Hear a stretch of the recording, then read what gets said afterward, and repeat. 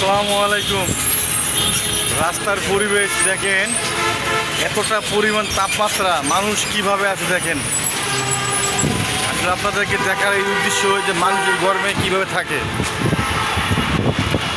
মানুষ যে কত কষ্টে আছে গরমে তার বাস্তব প্রমাণ দেখেন। রাস্তা ঘাট পুরো ফাঁকা, মাত্র দুই একটা মাঝে মাঝে অটো আসে বা নাই। দেখেন মানুষ কি পরিমাণ তাপমাত্রা হলে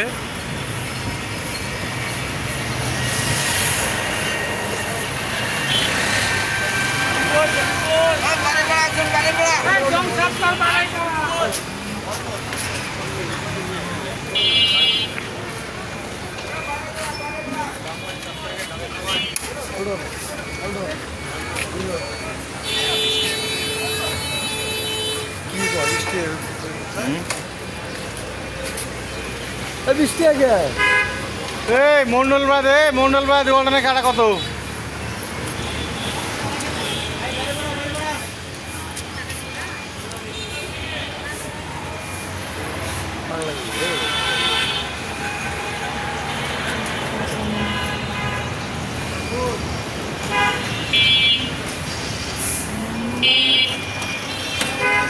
আজকে আপনাদেরকে দেখাবো অটো কিভাবে